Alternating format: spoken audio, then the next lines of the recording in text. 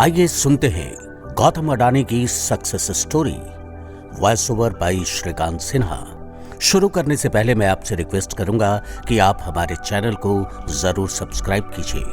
आज हम गुजरात के एक ऐसे शख्स की कहानी बताएंगे जो दौलत के मामले में अंबानी को भी टक्कर दे रहा है, हर दिन नए नए बेंचमार्क सेट कर रहा है और न सिर्फ भारत में बल्कि पूरी दुनिया में अपना दबदबा बना रहा है। हम बात कर रहे हैं भारत के मशहूर बिजनेसमैन गौतम अडानी की।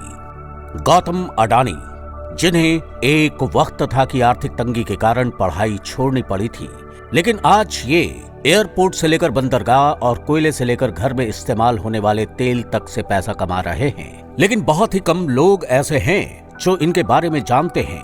अगर आप गौतम अडानी की कामयाबी का राज जानना चाहते हैं तो सुनिए उनके जिंदगी और व्यापार का सफरनामा। गौतम अडानी यूं तो रिलायंस इंडस्ट्री के संस्थापक धीरूभाई अंबानी की ही तरह पहली पीढ़ी के बिजनेसमैन हैं, लेकिन आज उनकी नेट वर्थ बाकी उद्योगपतियों से कहीं ज्यादा है, क्योंकि एक डायलॉग है जो गौतम अडानी ने सिद्ध किया कि कोई भी धंधा छोटा या बड़ा नहीं होता और धंधे से बड़ा कोई धर्म नहीं होता।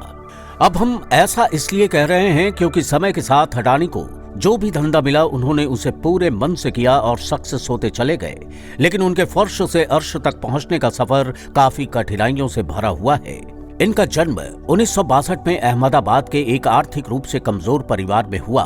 पिता का छोटा सा काम था लेकिन कुछ खास चल नहीं रहा था। ऐसे में वक्त के साथ आर्थिक हालात और बिगड़ते चले गए, जिसकी वजह से गौतम अडानी को अपनी पढ़ाई बीच में ही छोड़नी पड़ी और काम के लिए हाथ पैर मारने पड़े।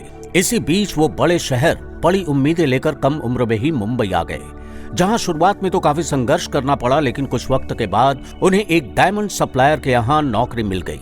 3 सालों के बाद काम करने के बाद उन्हें समझ में आया कि जिंदगी में क्या करना है, इसलिए उन्होंने नौकरी छोड़कर अपना काम शुरू किया और जवेरी बाजार में डायमंड ब्रोकरी की शुरुआत की। गौतम अडानी को अपनी जिंदगी का राय पता था, यानी वो काम क्यों कर रहे हैं, इसलिए उन्होंने जी तोड़ मेहनत की और कम उम्र में ही धंधा दौड़ा दिया। लेकिन उनकी किस्मत चमकी 1981 से, जब उनके बड़े भाई ने उन्हें अहमदाबाद बुलाया। दरअसल भाई ने सामानों को लपेटने वाला प्लास्टिक की एक कंपनी खरीदी, मगर वो चल नहीं रही थी क्योंकि जो कच्चा माल चाहिए था वो जरूरत के हिसाब से नहीं मिल पा रहा था।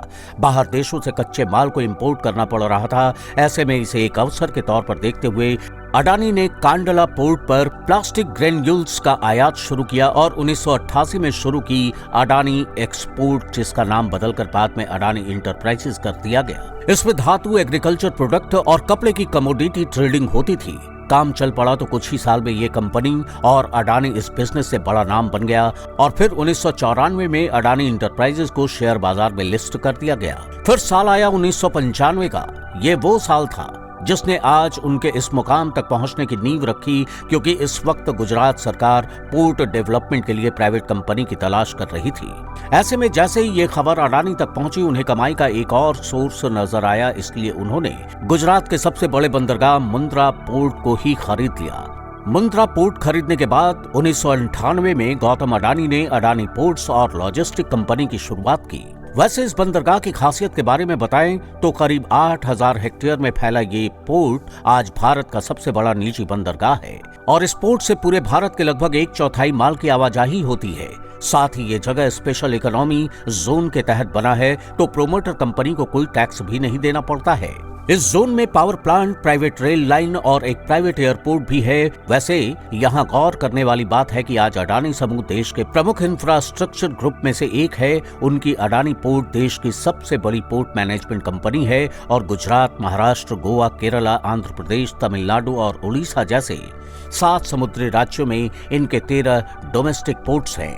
अब जैसे जैसे वक्त गुजरता गया, अडानी खुद को ग्रो करते चले गए। वो लोगों के रसोइयों में पहुंच गए, फॉर्चून के द्वारा। वही फॉर्चून जिसका रिफाइंड ऑयल आज हर घर में सुबह शाम दिन रात इस्तेमाल होता है। जनवरी 1999 में अडानी ग्रुप ने विल्मार बिजनेस ग्रुप के साथ हाथ मिलाकर खाने के तेल के बिजनेस में कदम रखा था। वैसे फॉर्चून तेल के अलावा अडानी ग्रुप दर्जनों व्यापार से जुड़ा हुआ है, जिनके रख रखाव के लिए 2005 में अडानी ग्रुप ने फूड कॉर्पोरेशन ऑफ इंडिया के साथ मिलकर अलग अलग राज्यों में बड़े बड़े साइलोस बनाए। साइलोस वो चीज होती है जिसमें बड़े पैमाने पर अनाज को रखा जाता है। साइलोस के कनेक्टिविटी के लिए अडानी ग्रुप ने नीचे रेल लाइन भी बनाई। ताकि अनाज को लाने और ले जाने में आसानी हो। अब गौतम अडानी को काले कोयले में भी पैसा दिखा। उन्होंने डोमेस्टिक इलेक्ट्रिसिटी का जनरेशन किया, बड़े बड़े राज्यों को बिजली सप्लाई करनी शुरू की। लेकिन इतने बड़े पावर प्लांट को चलाने के लिए जरूरत से ज्यादा कोयला चाहिए था, इसलिए दिमाग चलाया और ऑस्ट्रिया के एक कोल माइन को खरीद डाला। फॉर्च्यून इंडिया मैगजीन के मुताबिक 2010 में अडानी ने लिंक एनर्जी से 12,147 करोड़ में कोयला खदान खरीदी थी। इस खदान में 7.8 बिलियन टन के खनिज भंडार हैं, जो हर साल 60 मिलियन टन हर साल कोयला पैदा करती है। इसी तरह इंफ्रास्ट्रक्चर की कमी से इंडोनेशिया में मौजूद तेल, गैस और कोयला के लिए अडानी ग्रुप ने साउथ सुमात्रा से कोयला ढुलाई के लिए $1.5 अरब निवेश करने की घोषणा की। उस समय इंडोनेशिया इन्वेस्टमेंट अथॉरिटी ने बताया था कि अडानी ग्रुप 5 करोड़ टन की क्षमता वाले एक कोल हैंडलिंग पोर्ट का निर्माण करेगा और साउथ सुमित्रा आइलैंड के खदानों से कोयला निकालने के लिए 250 किलोमीटर रेल लाइन बिछाएगा। इसी तरह अडानी अपना कारोबार फैलाते गए और पैसा अकाउंट में आता चला गया। जिस अडानी साम्राज्य का कारोबार 2002 में $76.5 करोड़ था, वो 2014 तक आते आते $10 अरब हो गया। साथ ही वक्त की जरूरत को देखते हुए अडानी ग्रुप ने नेचुरल गैस के क्षेत्र में भी बिजनेस को बढ़ाया और 1917 में सोलर पीवी पैनल बनाना शुरू किए। उधर बंदरगाह और निजी रेल लाइन के बाद अडानी ने एयरपोर्ट्स की तरफ उड़ान भरी और 1919 में अहमदाबाद, लखनऊ, मैंगलोर, जयपुर, गुवाहाटी और त्रिवनंतपुरम जैसे 6 हवाई अड्डों के मॉडर्नाइजेशन और ऑपरेशन की जिम्मेदारी उठा ली। अब अगले 50 सालों तक अडानी ग्रुप इन सभी एयरपोर्ट का ऑपरेशन, मैनेजमेंट और डेवलपमेंट संभालेगा। वहीं मुंबई इंटरनेशनल एयरपोर्ट लिमिटेड में भी अडानी ग्रुप के पास 74% की हिस्सेदारी है। और ये बताने की जरूरत नहीं है कि भारत में मुंबई एयरपोर्ट दिल्ली के बाद देश का सबसे बड़ा एयरपोर्ट है।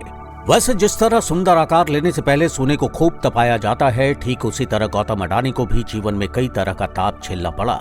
उनका सामना कई तरह के विवादों से हुआ, लेकिन उन्होंने सबसे पार पाया और एक सबसे अलग मुकाम हासिल किया, जिसका नतीजा है कि आज गौतम अडानी का कारोबार पूरी दुनिया में फैला हुआ है। उम्मीद है गौतम अडानी की ये सक्सेस स्टोरी आपको जरूर पसंद आई होगी। अगर पसंद आया है तो अपने दोस्तों के साथ इसे जरूर शेयर कीजिए। Thank you very much.